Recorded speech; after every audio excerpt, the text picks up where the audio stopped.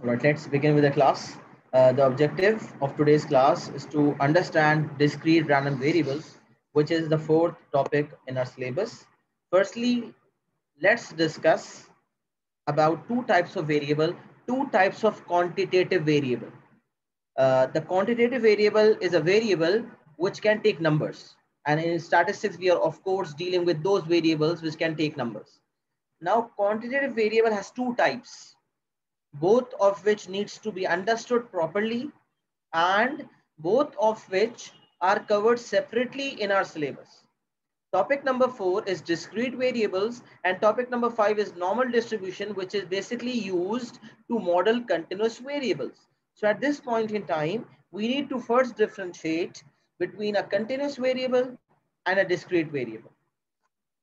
Continuous variable is a variable which can take any value in a given range. Example, it can take decimal values. If that is, it can take decimal values. Examples include length of a table, height of a student, and temperature. A continuous variable is measurable. Just to remember, a continuous variable, the key word that we use is measurable.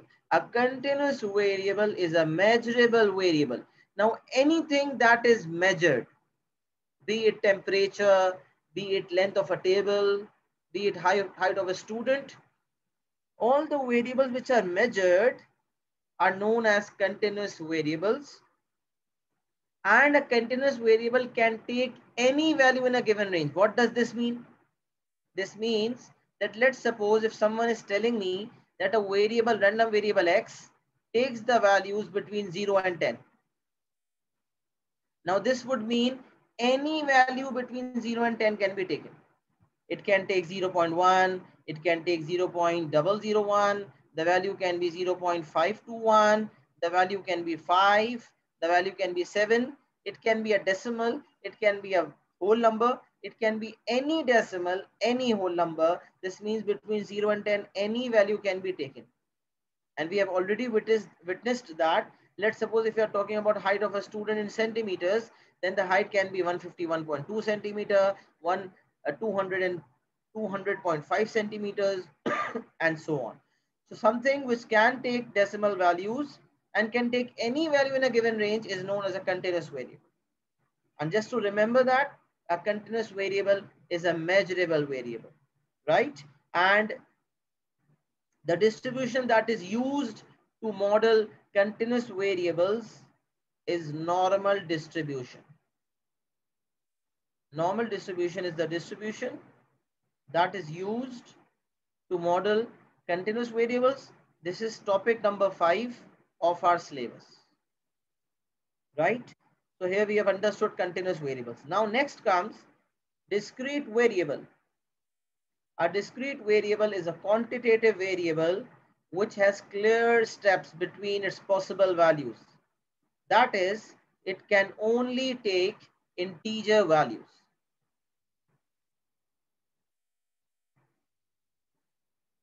That is, it can only take integer values. Yes, Malak?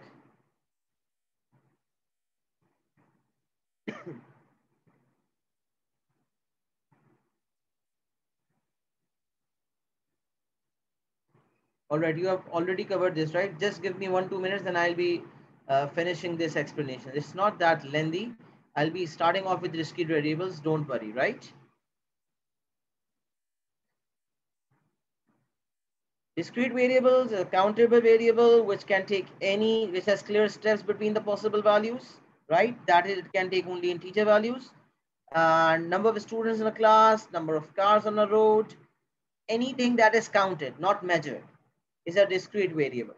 So if we talk about number of students in a class, it can be 5 students, it can be 7 students, it can be 8 students, it can never be 8.25 or 8.5. So a variable which is countable and which can only take this integer values is known as a discrete variable. Now topic number 4 of our syllabus is discrete random variables. Discrete random variable, this is topic number 4 of our syllabus. Under discrete random variable, the first thing that comes is probability distribution table, and the second thing is binomial distribution. So the first thing that we need to cover in today's class is probability distribution table. So let's start off with that. Firstly, let's read these terms: discrete random variable. So now here comes the word random. Now what a random variable is actually, what actually a random variable is? A random variable is a quantity whose value depends on chance. So random means any value can be taken randomly. Let's suppose if we are going to throw a dice, any value can come. Yes, Musa. Sir, for the bank transfer, can you send the complete name and the branch? Surely I'll send after the And the class, right? bank. Yeah, you sent, but I don't think they're accepting that. I'm not sure. I showed it to my mom and she's trying to pay now. All right, let's continue. Firstly, we are talking about a discrete random variable. We have already understood discrete and variable. Random means a variable can take any value of the variable can be taken. Like if someone is telling me that a variable can take values between 0 and 10, then random would mean any value between 0 and 10 can be taken, right? Now let's start off with probability distribution table. The probability distribution of a probability distribution of a discrete random variable is a listing of the possible outcomes of the variable and is a listing of the possible values of the variable and the corresponding probabilities. What is a probability distribution? The probability distribution of a discrete random variable is a listing of the possible values of the variable and its corresponding probabilities. This means that whenever we are asked to draw up a probability distribution table, firstly, we need to be very sure as to what are the values that the variable can take. And then once we are sure with the values of the variable, then we need to be sure about the probabilities of every single value that the variable can take. I repeat, and then I'll be delivering that with the example. Whenever the examiner asks us to draw a probability distribution table, the first thing that we are going to do is to find out all the possible values of the variable. And then for every single value, we need to state the corresponding probability. So we need to be very sure about the probability of every single value in the variable. So to understand this further, let's take the example. It's a very simple one. If a fair dice is thrown, the random variable x takes the values 1, 2, 3, 4, 5, 6. Now we know that when we throw a fair dice, a 6-sided dice, then in that case, the random variable x can take 6 values. So we need to be very sure about the values that the variable take according to the given scenario. The scenario would be given by the examiner. So if the examiner is saying that a fair dice is thrown, what are the values that the variable can take? So you need to be sure that it is 1, 2, 3, 4, 5, and 6. So when we have to draw a probability distribution table, the first thing that we need to do is to state all the values. So the values are, also please note that a random variable is denoted by a capital letter. It is always denoted by a capital letter. So whenever the examiner is stating a variable x, it will be a capital X, a y, it will be a capital Y, right? Now how to draw the table? Firstly, the random variable is capital X, but every single value is denoted by small x. Capital X is basically we are talking about the random variable, and small x would mean single values. So the random variable x can take 6 values. So we are writing small x because the small x can be 1, it can be 2, it can be 3, it can be 4, it can be 5, it can be 6.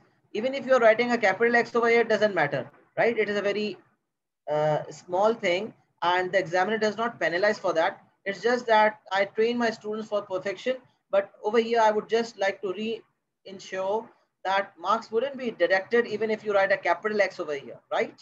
So capital, you can just write X or capital X, but it's better the way the examiner follows the presentation of the examiner is he writes small x for all the values, and then the style is the probability of x is equals to x. What does this mean? The probability that a random variable x takes the value 1, the probability of a random variable x taking the value 2, the probability of a random variable x taking a value 3. So here the way of writing is probability of x is equals to x. Although in the examination, if you are just going to write the word probability over here and write the probabilities, then also you would not be penalized, because the ultimate thing that the examiner requires is all the possible outcomes and the corresponding probabilities, means the probability of every single outcome. So if one of the outcomes is 1, what is the probability of a 1? In this case, we know that the probability of every outcome is 1 upon 6. In past papers, this is not always the case. Every outcome can take a different value, but the scenario would not be related to a fair dice, but it would be a different scenario. When we are going to move on to past papers, we'll definitely look into that as well. So the first thing is the values can be 1, 2, 3, 4, 5, and 6. The corresponding probabilities would be 1 upon 6 in each case, because the dice is a fair one. And for a fair dice, we know that every outcome takes the same probability. So this means every outcome from 1 till 6 will be taking the probability 1 upon 6. Right? Then, one thing that we need to be very sure in this particular question is the sum of probabilities equals 1. The sum of all the probabilities is equal to 1. The sum of all the probabilities is always equal to 1. We always know that, right? This is the concept of probability that has already been covered before, even in IGCSE mathematics. Now let's begin with the explanation of expectation and variance of a discrete random variable. In a discrete random variable, how do we draw a probability distribution table? We have understood by listing all the outcomes and the corresponding probabilities. Now, once the table has been constructed, once the probability distribution table has been made, examiner asks us to give expectation and variance of a discrete random variable. Now, firstly, we need to be very sure as to what our expectation is. So expectation is basically mean. The mean that we have already covered in representation of data, and even and we have also covered it in IGCSE maths. Mean, median, mode, if you would remember. So mean is average sum of all values divided by the number of values. If you just remember the formula of mean, ungrouped data, sigma x upon n, sum of all single values divided by the number of values. And as far as group data is concerned, it was sigma fx upon sigma f. Summation or sigma, we can call it summation or we can call it sigma. Summation fx upon summation f. This means f multiplied by x, all fx added together, and in the denominator, all frequencies added together. So the expectation is known as mean, and the variance is basically the square of the standard deviation. Standard deviation is a particular terminology that you would have covered in representation of data for sure. So here, there's a simple formula of variance that is basically linked with the formula that has been covered in the previous studies. So you need to be aware of that formula. You're already aware of the formula of mean, sigma fx upon sigma f. Over here, instead of frequency, we have probability. So x multiplied by frequency. Previously, we were doing x multiplied by the frequency. In this particular concept, we are dealing with probability distribution table. So we will be multiplying every single value with the probability. Now let's look at the formula. Summation x into px. This means x is a single value, and the probability of x equals to x means the corresponding probability of that value. So let's suppose in this case, if the values are 1 till 6 and the probabilities is 1 upon 6, then x px would mean multiply every single value with its corresponding probability. Multiply every single value with its corresponding probability and add all outcomes together. Now 1 multiplied by 1 upon 6, 2 multiplied by 1 upon 6, 3 multiplied by 1 upon 6. I've done the working over here. The formula of expectation is every single outcome needs to be multiplied by the corresponding probability. And when this has been done with every possible value of x, then we need to add those. So 1 into 1 upon 6 plus 2 into 1 upon 6 plus 3 into 1 upon 6 plus 4 into 1 upon 6 plus 5 into 1 upon 6 and 6 into 1 upon 6. And when we are going to add them together, the answer would be the expectation, or we can call it mean. So whenever the examiner asks us mean or expectation, the formula that we follow is every single value multiplied by the corresponding probability, and then all such possibilities are added together. Yes, Musa. Sir, so that's the probability to find the mean, yeah? Not the probability to find the mean, the way of finding mean. Oh, yeah, sorry. So that's like the formula for finding mean. Formula for finding mean, perfect. Okay. Every value multiplied by the corresponding probability and then add all together. Right? All right. Yeah, sir, I'm just writing it down. Perfect. Musa, sorry. Malak, are you clear with this concept? Yes, sir, I am. I'm just writing the meanings and the formulas. All right.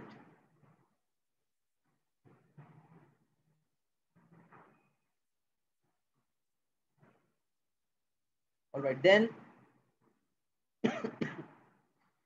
let's look into the variance formula.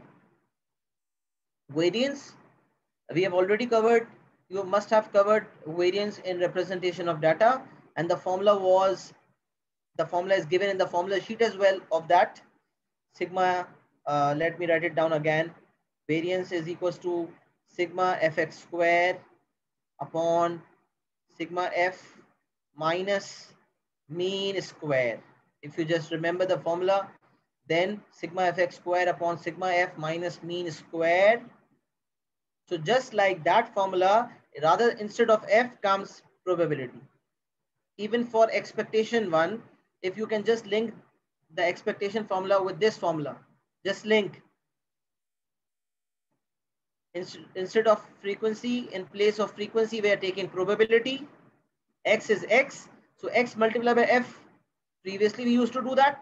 Now here x multiplied by the probability, then divided by sigma f. So over here we would divide by sigma p, means sum of all probabilities. But in this formula we are not dividing. Why? Because summation p, sum of all probabilities, is 1. So even if we are going to divide this entire thing by 1, we are going to get the same thing. So that is why we are not dividing. Usually in mean, we divide sigma f, but over here, because instead of f we are taking p, the probability, so the sigma p is 1. So that is why we are not dividing. Now let's link with this formula of variance. Sigma fx square upon sigma f. In place of f, we are taking probability. So probability multiplied by x square multiplied by frequency, and over here x square multiplied by the corresponding probability, and then sum of all. Then divided by sigma f. Over here divided by sigma p, but again no need to divide by sigma p because sigma p is 1. Then minus mean square. Mean square was to be subtracted. Over here the mean is basically the expectation, so we are subtracting the expectation x whole square. We are subtracting expectation x whole square. Mean is expectation, so mean square was to be subtracted in variance. Over here we are subtracting expectation of x whole square, right? So if the examiner asks us standard deviation, then we need to be very sure that variance is basically the square of the standard deviation. So if, let's suppose we have found variance as if the variance is 36, and the examiner asks us to find standard deviation, what we are going to do? Standard deviation squared is 36. So taking square root on both sides, the standard deviation would be 6. So just remember the connection between a standard deviation and variance. If the examiner asks us to find the variance, then we need to follow this formula. But if the examiner asks us to give the standard deviation, then first we need to find the variance, and then the square root of that would give us the standard deviation. Now just apply the formula of variance to this particular example. Sigma x square multiply by the corresponding probability. So x is 1, x square would be 1 square. 1 square multiplied by 1 upon 6. We can see over here. Then 2 square multiplied by 1 upon 6. Then 3 square into 1 upon 6. 4 square into 1 upon 6. 5 square into 1 upon 6. 6 square into 1 upon 6. Then all the outcomes added together. X square multiplied by corresponding probability. Then sigma would mean add all of them. We have added. Now comes subtraction. Minus of expectation square. The expectation that we found was 3.5. We have to subtract minus. We have to subtract 3.5 square. Minus of 3.5 square. Adding all, then subtracting the square of the expectation. Expectation that was found is 3.5. We are going to subtract the expectation squared, and the variance in this case would be 35 upon 12. We can leave the answer in fraction form, it's not an issue, but if we are going to round it off, then as per the examiner's instruction, whenever we are giving our answers, we have to follow the 3SF rule. Only angle in degrees are given correct to 1 decimal places in trigonometry or in circular measure. Sorry, in circular measure we are dealing with radians, but in trigonometry, whenever we are dealing with degree angles, then angle in degrees are given to 1 decimal place. Apart from that, everything has to be stated in 3 significant figures. So if we are going to leave the answer 35 upon 12, we are going to secure full 100% marks. This is perfectly fine. This can be our answer. But if, let's suppose, if we are rounding it off, then we have to state and give the answer in 3 significant figures. Right? So we have applied the concept of expectation and variance. Firstly, we drew our probability distribution table. Once the probability distribution table has been constructed, we can find the expectation and variance very easily using the formulas that have been told and explained. Just confirm in the chat box if you have been understood, if you have been able to understand the concept till here, so that we can move further. Yes, Musa. Sir, I understood the concept. Thank you for that. But I don't get the variance equals to standard deviation to the power of 2. Look, the symbol of mean that we use, and you'll be seeing that in further studies as well. Mean, this is the sign of mu, right? And the symbol of mean is mu. And as far as we are talking about the standard deviation, the sign is, we write standard deviation like this. This is the sign of standard deviation. We draw a line, then we do like this. Or we can do like this as well. We draw a circle and then we draw a line. So a circle and then a line. Or we can just write standard deviation as well instead of that. It's not an issue. So the concept of standard deviation is, because this is the concept of representation of data. I have not taught representation of data to you people. So that is why the confusion is coming. But over here, I'll be explaining that. Just give me 2 minutes. I'll be explaining that. Always remember that standard deviation is, what is the meaning of standard deviation?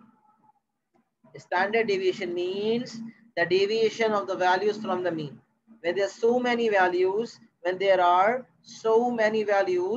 then standard deviation means by how much does on average each value of x deviates from the mean. So let's suppose over here the mean is 3.5. The mean that we have found is 3.5. One value is 1. The first value is 1. How much does it deviate? It deviates by 2.5. The second value is 2. How much does it deviate? It deviates by 1.5. So every value has to be compared with the mean. How much does the value deviates from the mean? And then there's a particular formula. When we use that formula, we find the standard deviation. Now, what is the connection between a standard deviation and a variance? Conceptually, it's easier to understand standard deviation. For example, if you talk about marks, in a class, there are 50 people. Every person has given a paper of 100 marks. Some got 70, some got 65, some got 50, some got 85. When we found the average was 75 marks. Now, what is the standard deviation in this case? Few scored 70. How much is the deviation? 5. Someone scored 85. How much is the deviation? It's 10. So we find out all the deviations, then we find a standard deviation of that, and ultimately we get to know how much on average does the marks deviate from the mean.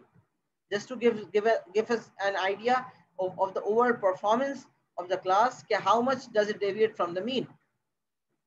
This was the concept. So what is variance? Variance is simply the square of the standard deviation.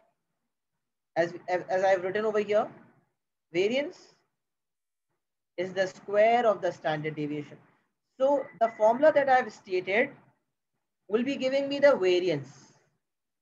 But let's suppose the examiner has asked us to give standard deviation instead of that. So we know that variance is basically the standard deviation square. Let's talk over here. Variance is 35 upon 12. The examiner is asking standard deviation. So what we are going to do? Firstly, we need to be sure that variance is equals to standard deviation squared. So let's suppose standard deviation is 3. Variance would be 9. Standard deviation is 5. Variance would be 25. So this is the connection between a standard deviation and a variance. Variance is always the square of the standard deviation. So if standard deviation is given and we need to find the variance, we need to square that. And if variance is given and we need to find the standard deviation, we need to take the square root. So let's suppose if standard deviation is 3 and we have to find the variance, we'll square that to find 9.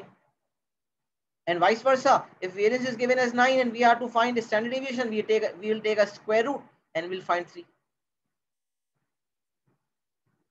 Right? Perfect. Who's understood clearly? Perfect. All right, thank you. Right. Thanks for the acknowledgement. So this means we can move forward. Take a screenshot. We are moving forward towards the past paper question.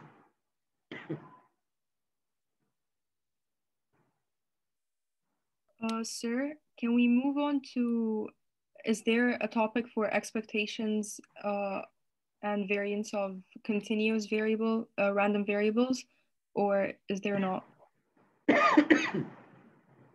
Expectation and variance of a continuous variable is basically treated in normal distribution, and that is given, and we use that to find something else. There's no formula for that. Okay, can we cover that then, or should we just do questions for this? Which one would be better? It's better that we do questions of this so that the concept gets reinforced. All right, okay. So as it will just be creating confusion. Explaining a concept is a challenging task because I've already written so much. The one approach is that I write in front of you and then you people, it takes time. I've already written so much content, then it's easier for me to communicate. I'm just delivering. I'm not wasting a single minute over here just to make sure that the concept is covered quickly. But once a concept has been covered, it's better that we use that concept and apply that to questions rather than moving to another concept. Getting my point? Sir, is continuous random variable easier? Listen, continuous random variable, for covering continuous random variable, we have to cover normal distribution, and normal distribution concept has to be covered in at least 2-3 classes. 3 classes would be minimum because normal distribution requires a lot of explanation. It's a separate topic in syllabus. Under discrete variable, there are 2 things: probability distribution table and binomial distribution. There are 2 things under discrete variables. Binomial distribution is a separate thing, which has to be dealt separately because that requires another concept building activity, because it is a particular distribution which is used to model discrete random variables. So the examiner gives a separate question for probability distribution table and for binomial distribution. And as far as continuous variable is concerned, that is covered at the end, and that is basically through normal distribution, which requires a lot of explanation, around 3 classes approx to cover the concept of normal distribution. 2 to 3 classes would be minimum. 3 classes I would suggest. Right? Now let's look at the past paper question of this. The probability distribution of the random variable x is shown in the following table. The mean of x is 1.05. Now look at this question. The table has been given. The probability distribution is shown below. The probability distribution of a random variable x. Now, what is the probability distribution of a random variable x? We write all the possible values of the variable and the corresponding probabilities. So -2 is one of the values and the corresponding probability is 0.08. And same goes for every other value of x. So check out the style of the examiner. Small x for single values of the variable, probability of x is equals to x, and this is the values. Now, first thing is mean of x is 1.05. Part 1 says write down two equations involving p and q and hence find the values of p and q. Can anybody answer over here how to do it? What will be the approach? You have understood the concept? If you can just let me know the approach over here as to whether, so that I can be sure as to whether you have understood the concept properly or not. The examiner in part number 1 says for 4 marks, write down two equations involving p and q and hence find the values of p and q. Once the two equations are formed, then we can solve them simultaneously. That is not an issue. But the main thing is to form the two equations. How can we form the two equations? One type of question is we have to draw a table ourselves and we have to find the expectation and variance. And one question is the table has been given, there are few unknowns, mean or variance given, and we have to find the unknown constants. So this is that type of a question. And once part 1 has been done and the values of p and q are found, the variance can be easily found.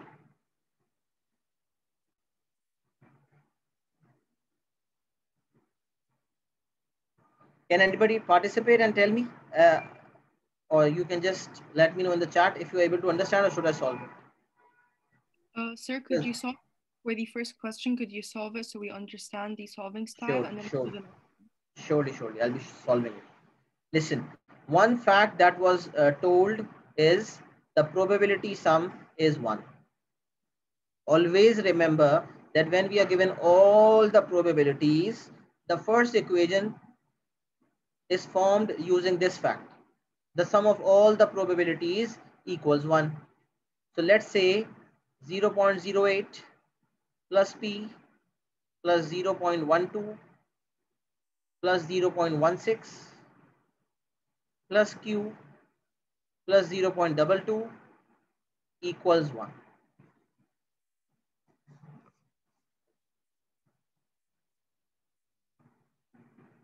So over here, if we just subtract all the values from 1,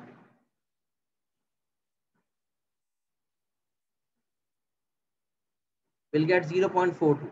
So p is equals to 0.42 minus q. Or we can also write p plus q equals to 0.42. I have written p in terms of q. So we can say this is equation number 1. Right? Now for the second equation, the first equation is made using this fact. Sum of all the probabilities is 1. And the second equation will be formed using the given fact that the examiner has given. Examiner has said that the mean of x is 1.05. So firstly, we need to be sure as to what is the formula for mean. Mean means expectation, and the formula for expectation is summation x into probability of x. And the mean has been given, and the mean is 1.05. Now let's suppose that the mean has not been given. How will we be finding that? We'll be multiplying every value by its corresponding probability. So -2 multiplied by 0.08 plus -1 multiplied by p plus 0 multiplied by 0.12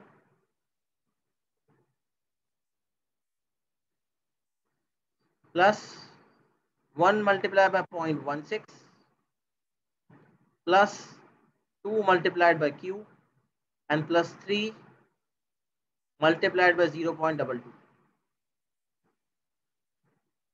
So we will be using this to find one of another equations. So it's 1.05 multiplied by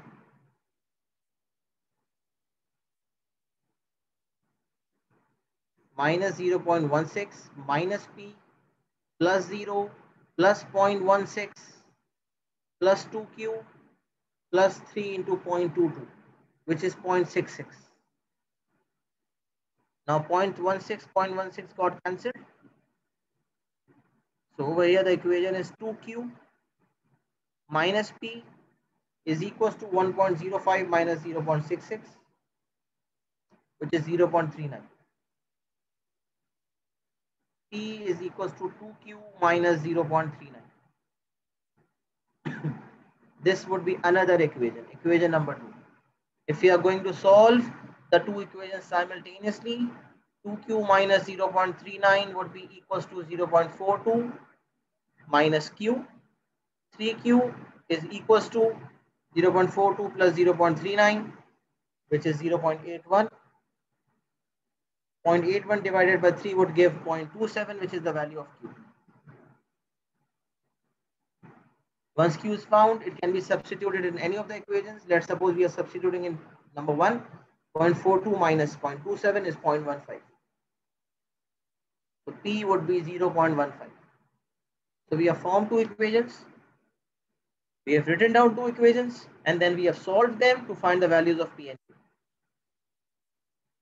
This is part number 1. As far as part number 2 is concerned, we have to find the variance of x.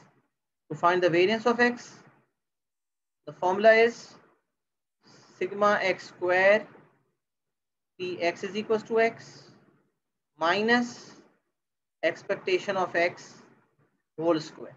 So now what we are going to do, P is known, which is 0.15, Q is known, which is 0.27.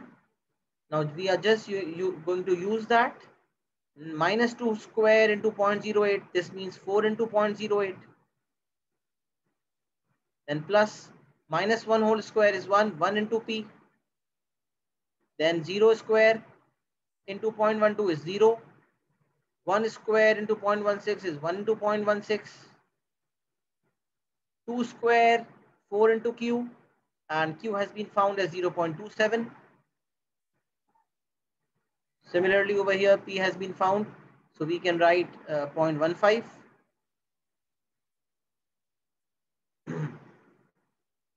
And then comes 3 square, which is 9. 9 multiplied by 0.22.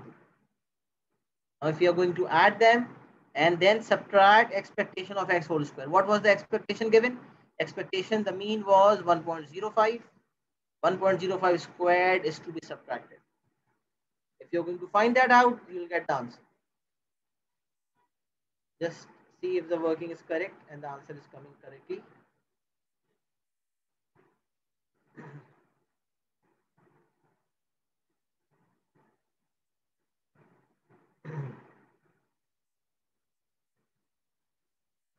The answer is 207 upon 80. If we are going to round it off, it will become 2.5875. Now, because the answer is exact, even if we stop over here and we give the same as answer, the marks will not be deducted, because as far as the answer is exact, exact would mean the decimal is terminating decimal. It's not continuing for indefinite time. It stops. So when the answer is exact, we can write it as it is. However, examiner usually rounds it off. But we are not bound to do that. But the answer is non-exact. The decimal is non-terminating. It's going on and on and on. Then we need to round it off to 3SF. 2.5875 is basically rounded off to 2.59 3SF. As the answer was exact, even if we were not rounding it off, then it's not an issue. 2.59 as per marking scheme, 2.59 would mean any answer that basically rounds off to 2.59 will be accepted. Writing 2.59 means the examiner in marking scheme is writing 2.59 and giving an accuracy mark. And accuracy mark means that any answer that rounds off to 2.59 will be awarded that mark. So it's not essential that you are writing 2.59. Any answer that basically rounds off to 2.59 will be awarded a mark. Because I've been taking A-level mathematics workshops and I've been talking with the examiner as well. So that's why I am aware of these facts. The examiner says that if the accuracy mark is given for a particular answer, then that answer in exact form can be given, or any answer that rounds off to that answer will be awarded the same mark. Getting my point? Are you clear with this? I need acknowledgement in chat box.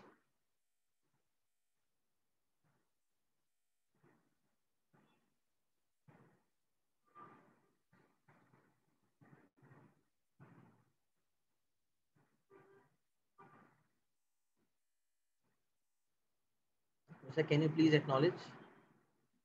All right. Perfect. Take a screenshot, then we are going to move forward.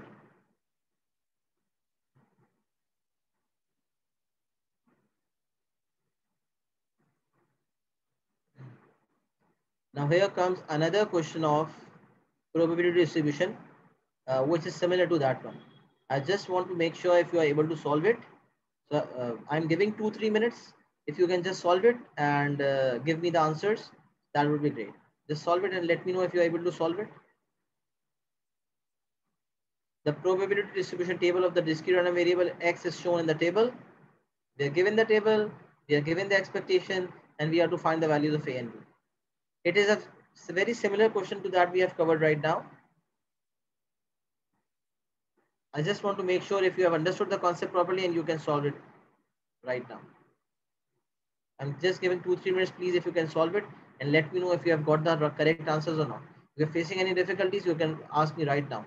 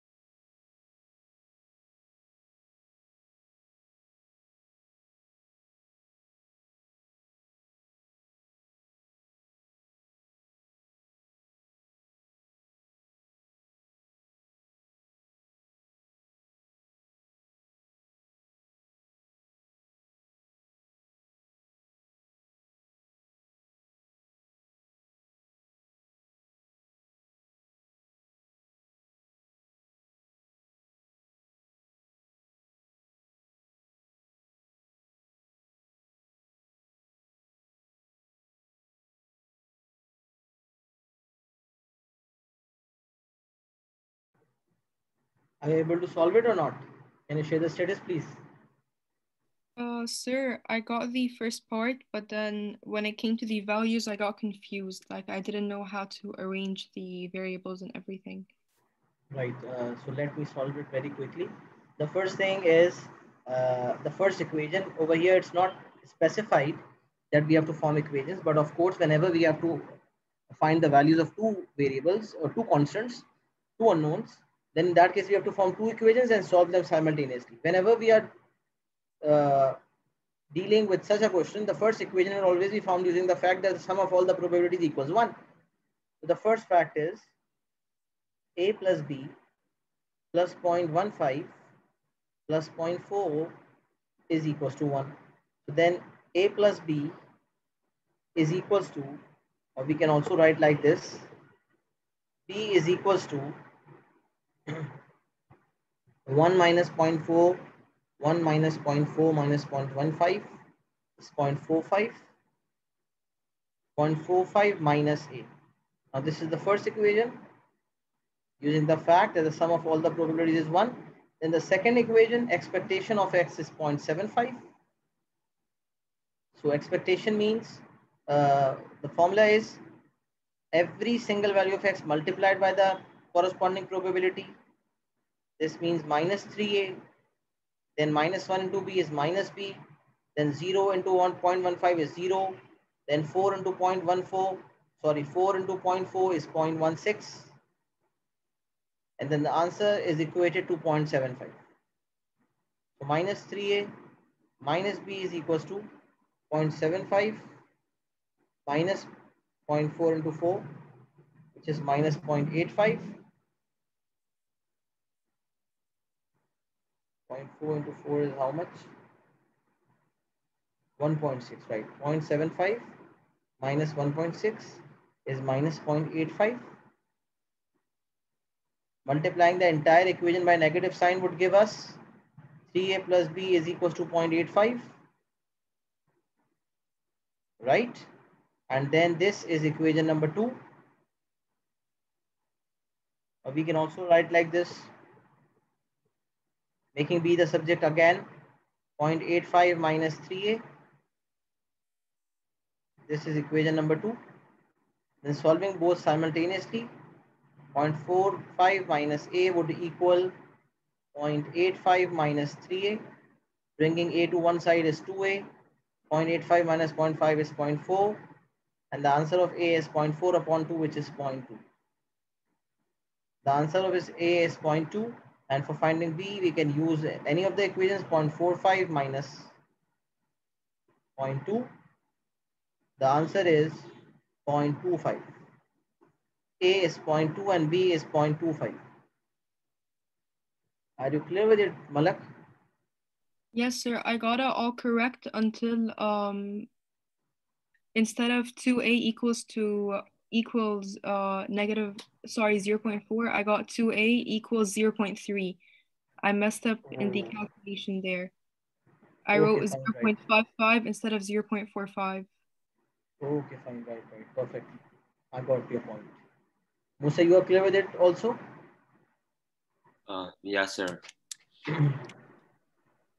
No confusion still here, right?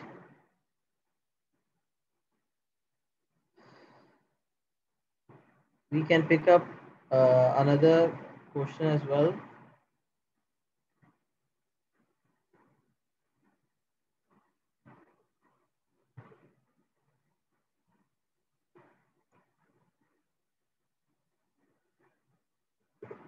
In which we have to draw a probability distribution table, right?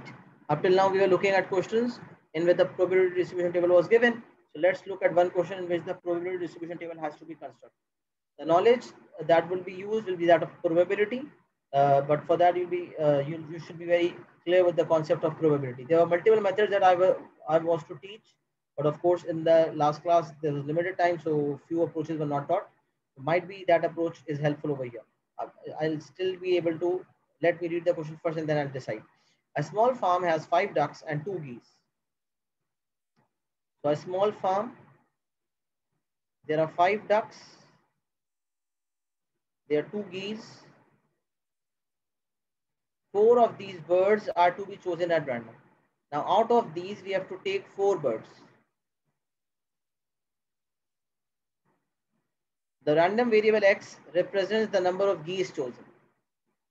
Now one of the questions is random probability distribution table is given. Another type is the probability distribution table is to be drawn. So for drawing a probability distribution table, what is our style? First we have to state all the values of the variable, and then we have to write the corresponding probabilities. The definition of probability distribution table that has been told. Listing of all the possible outcomes and the corresponding probabilities. So for that we need to be very clear as to what the question is. The question says the random variable x represents the number of geese chosen, right? The random variable x represents the number of geese chosen. So number of geese chosen can be how much? So we need to be sure about the possible values of the variable. Now can I get to know the answer? How many values of the, what are the values that the variable can take? Means if we are finding out 4 birds out of the 7, 5 ducks and 2 geese, now what are the possibilities? What are the values of x that can be applicable in this context? X is basically number of geese chosen. So can someone tell me what are the possible values of x? X is the number of geese. So if we are finding out 4 birds, the least value of geese can be 0. There is a possibility that no geese is chosen. Random variable x can take a value 1, can take a value 0. It can take a value 1, or at maximum it can take a value 2. Why? Why not 3? Because there are just 2 geese. Although we have to take 4 birds, but the geese are limited to 2. So the random variable x represents the number of geese. The least number of geese that can be chosen is 0. At times 0 is not the possible value. Why? Let's suppose we were having 3 ducks. Let's suppose we were having 3 ducks and we were to choose 4 birds. So if the ducks were 3 and the birds were 4, then even if we choose all the ducks, we had to take 1 geese for sure. In that case, the possible value 0 would not be a possible value of the variable. But in this case, because we have to take 4 birds, and it is quite possible that because we have 5 ducks, all of them can be birds. All of the ducks can be taken. So if we take all the 4 ducks, the fulfillment, we are able to fulfill the requirement of the examiner of choosing 4 birds. But in this case, that is why in this case, 0 geese is the possibility, 1 geese is the possibility, and maximum 2 geese is the possibility. So listing all the possible values of the variable 0, 1, and 2. Now one part is listing all the possible values. Another part, listing corresponding probabilities. Listing corresponding probabilities. The corresponding probabilities, what is the chance? What are the chances of choosing 0 geese? What are the chances of choosing 0 geese?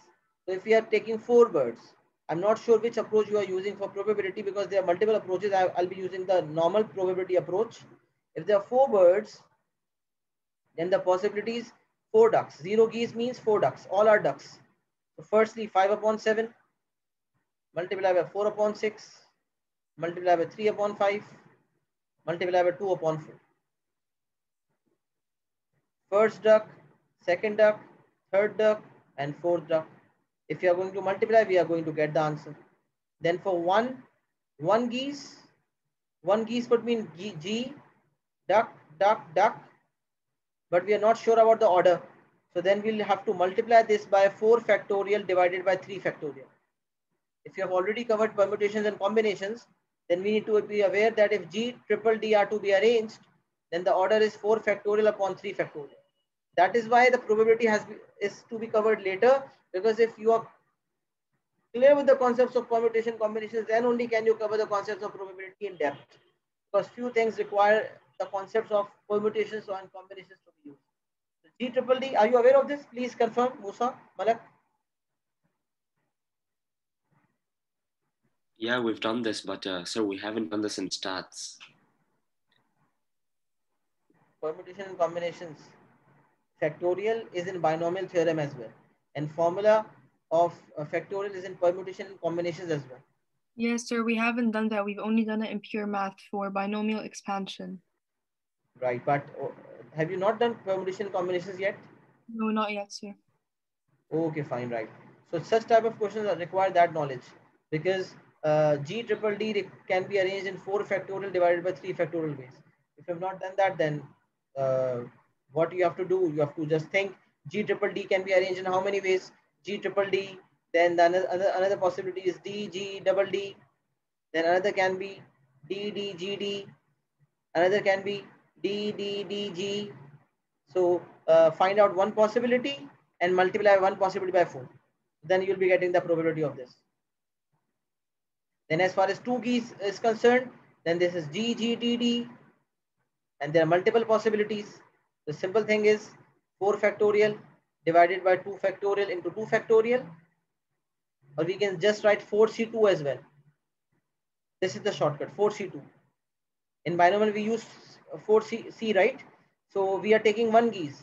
So 4 geese, out of 4, we are taking 1 geese, 4C1. So rather than writing all the possibilities, find out the answer of one possibility and then multiply by 4C1. Similarly over here, multiply by 4C0. 4C0 is 1, so it creates no difference. So that is why we didn't multiply. 0 geese, 0 geese out of 4, 4C0. 1 geese out of 4, 4C1. 2 geese out of 4, 4C2. Now this possibility, G triple D. G means 2 geese, 2 out of 7. Then ducks, 5 out of 6. Then 4 out of 5. And then 3 out of 4. Then this answer is to be multiplied by 4C1. And then double G, double D. G is 2 upon 7. Then is 1 upon 6. Then ducks 5 out of 5. And then ducks 4 out of 4. And whatever answer we get, that is to be multiplied by 4C2. Getting the method?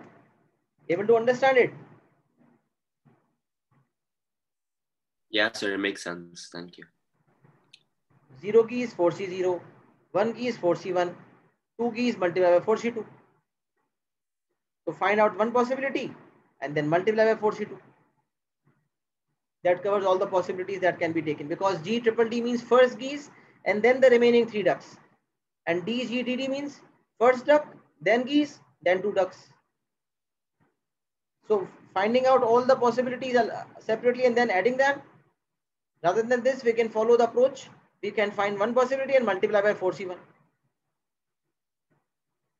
Malak, are you getting it? Yes, sir, I am. Then the answer would be, the answer is written like this. So you do not have to write like this. You have to draw up a probability distribution of X. So you have to draw a table, just like I am doing. 0 is 1 upon 7. 1 is 4 upon 7. And then 2 is 2 upon 7. What if you have to make sure that your table is correct? When you have drawn the entire table, just make sure that all the probability is equal to 1. The sum of all the probability should equal 1. If the sum of all the probabilities is 1, then there is a likelihood that the table is correct. But if the sum of all the probabilities is not 1, this means you have done a blunder somewhere or the other. Right? So the first part was drawing the table. The second part was showing the expectation and finding the variance. Now we know that once the table is formed, then the formula of expectation can be used to show the expectation, and the variance can also be found. Then the third part is basically a tree diagram question. Given that the conditional probability part, if you have done probability, you will be able to manage this. Part 1, part 2 are probability distribution table related questions, and part 3 is probability. That has already been covered, and you have done questions, quite a few questions as well. Right? All clear till here?